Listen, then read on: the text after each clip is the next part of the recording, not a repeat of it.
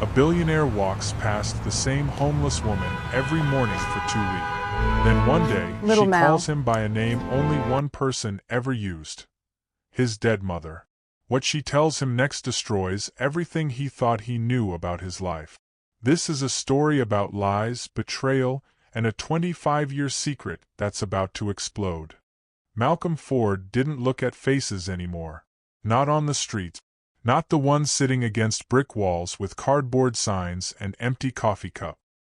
He trained himself years ago to look through them, past them, around them.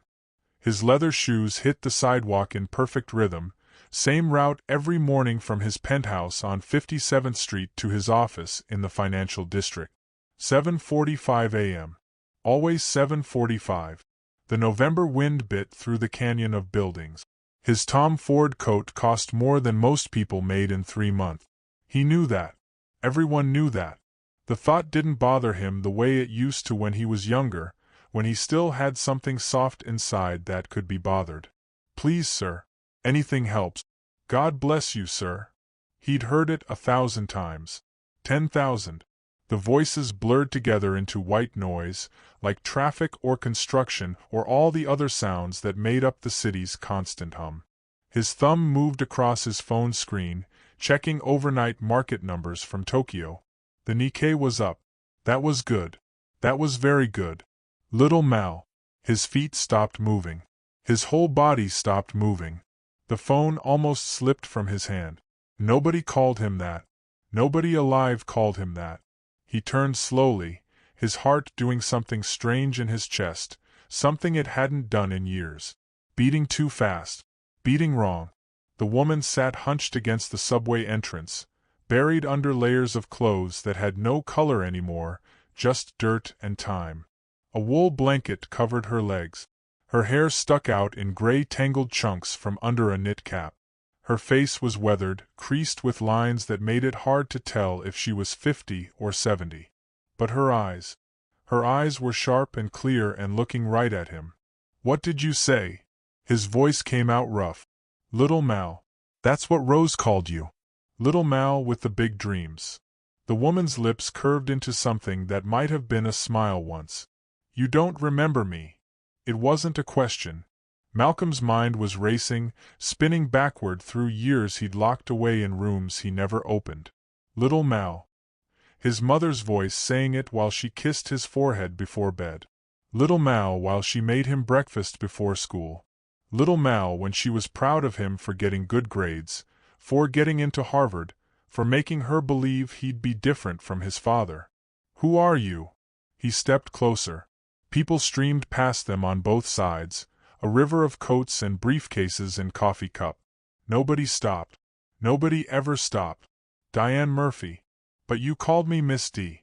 You were 8 years old the last time I saw you. You had a gap between your front teeth and you wanted to be an astronaut." The subway entrance behind her exhaled warm air that smelled like metal and humanity. Malcolm's knees felt weak. Miss D. His mother's best friend. The woman who used to braid his mother's hair in their kitchen while they drank wine and laughed. The woman who brought him comic books and taught him how to play chess. The woman who disappeared when he was 8 years old and nobody would tell him why. That's impossible. But even as he said it, he saw her face under all the years and the street and the hardness. The same cheekbones. The same slight gap between her own front teeth that she'd made him feel better about. "Miss D died. My father said you died." "Your father said a lot of things." Her voice had gravel in it now, decades of cigarettes and cold nights. Most of them were lies. A woman in yoga pants almost tripped over Miss D's blanket, shot them both a dirty look, kept walking. Malcolm stood there with his $3,000 coat and his phone still showing green numbers from Tokyo, and felt like the ground was tilting under him. "I don't understand." "No. You wouldn't. You were a baby. They made sure you wouldn't understand." Miss D coughed, a wet rattling sound that made Malcolm wince.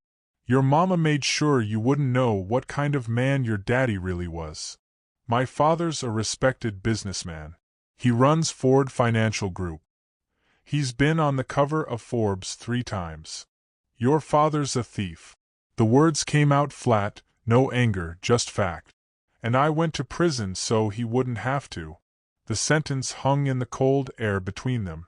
Malcolm felt his chest get tight. A bus hissed past, brakes squealing.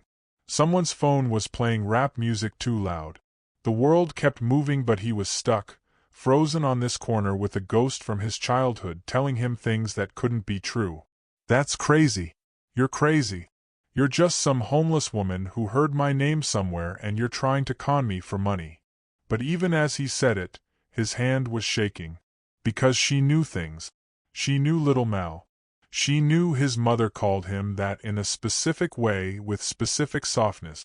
She knew about the gap in his teeth that he'd gotten fixed when he was 16.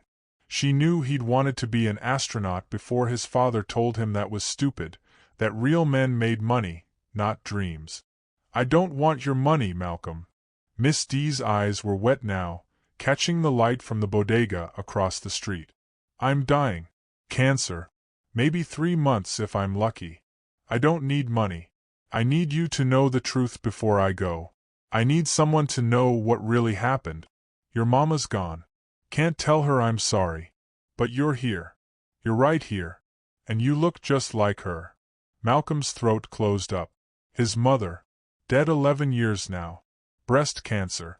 He'd been 24, just starting at Goldman Sachs, working 100-hour weeks trying to prove himself. Trying to prove he was nothing like his father even though he was becoming exactly like his father. She'd died in a hospital room that smelled like bleach and fake flowers, holding his hand, telling him to be good, to be better than the money, to remember who he really was.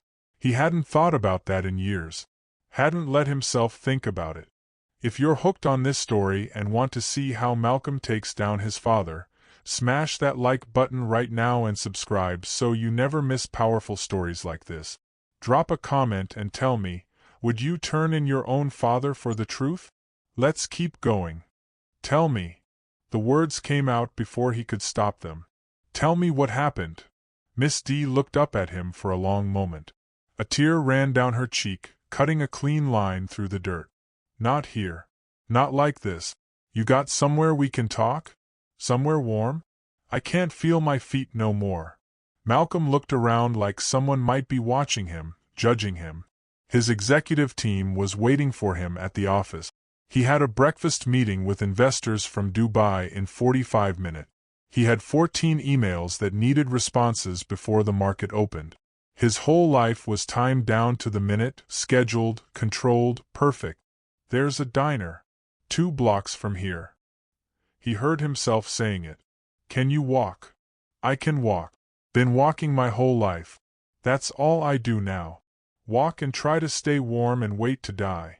The diner was the kind of place that had been there forever, with cracked red vinyl booths and a laminated menu that offered breakfast all day. Malcolm had walked past it 1,000 times and never gone in. A bell dinged when they pushed through the door. Sit anywhere, a waitress called out, not looking up from her phone behind the counter. Malcolm steered them to a booth in the back corner. Miss D slid in with a groan that came from deep in her bones. Coffee, Malcolm said when the waitress came over. 2 coffees. And bring her whatever breakfast she wants. Pancakes, Miss D said quietly. Eggs. Bacon. Hash browns. Orange juice. Please. They sat in silence until the coffee came. Malcolm watched Miss D wrap both hands around the white ceramic mug, saw the way she closed her eyes when she took the first sip. Like it was the best thing she'd tasted in months. Probably was. Your daddy started stealing in 2001, she said suddenly, eyes still closed. Right after September 11th. Everyone was scared. The market was crazy. He was managing money for a lot of people. Rich people. People who trusted him. He got in deep with some bad investments. Lost millions. But instead of admitting it, he started moving money around. Taking from one account to put in another. Classic Ponzi scheme type stuff. Thought he could fix it before anyone noticed. Malcolm's coffee sat untouched in front of him. His hands were flat on the table, pressed down like he was trying to hold himself in place. I worked for him. Did his books. His accounting. I saw everything. Every number, every transfer, every lie. Miss D opened her eyes. They were red. Your mama didn't know. He kept her in the dark. But I knew. And I told him I knew. Told him he had to stop, had to come clean, had to fix it. And he said if I told anyone, he'd make sure I went down for it instead. Said he had lawyers who could make it look like I was the one stealing. Said he'd destroy me. Her voice cracked. But I didn't care about me. I cared about your mama. I cared about you. I told him I was going to the SEC anyway. Going to report him. Do the right thing. The food came. The waitress set down a plate piled high. Steam rose from the eggs. Miss D stared at it like it was something from another world. Eat, Malcolm said. She picked up a fork with shaking hands and took a bite of pancake. Her eyes closed again. A small sound escaped her throat. 2 days later, the FBI showed up at my apartment, she continued, talking around the food. Had a warrant. Said they had evidence I'd been embezzling from Ford Financial for 3 years. Had bank statements with my name on them. Had documents with my signature. Had emails I never sent. Your daddy was good. Real good. He'd been setting me up the whole time. Malcolm felt cold. Felt like the diner had dropped 20 degrees. I went to trial. Public defender. Couldn't afford a real lawyer. Your daddy had the best legal team money could buy, and they were all working to put me away. Said I betrayed his trust. Said I stole from widows and orphans. Made me look like a monster. She was crying now, tears dropping onto her eggs. Got 15 years. Served 12 with good behavior. Got out in 2014. But by then, your mama was already sick. Already dying. And you were already him. Already your father. I saw your picture in the paper. Forbes 30 under 30. Rising star of Wall Street. Little Mal all grown up into everything your mama didn't want you to be. Malcolm couldn't breathe. Couldn't think. His whole life was rewinding in his head, every conversation with his father, every lesson about business and money and success. Every time his father had told him to be ruthless, to be smart, to win no matter what it cost. Why didn't you tell someone? Why didn't you fight it? Miss D put down her fork. I did fight it. Nobody listened. And your daddy made me a deal. Said if I kept quiet, did my time, he'd make sure your mama and you were taken care of. Said if I fought him, if I kept talking, he'd make sure you both suffered. Said accidents happen. Said your mama might lose her house, might lose her insurance, might lose everything. She wiped her eyes with a napkin. So I kept quiet. Went to prison. Let him win. Because I loved your mama more than I loved myself. And I loved you too. Little Mal loved you enough to disappear so you could have a life. Malcolm stood up so fast the table shook.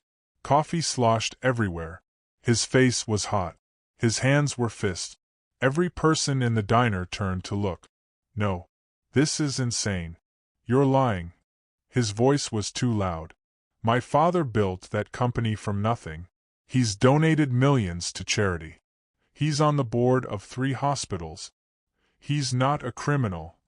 That's the story of how one name whispered on a cold street changed everything.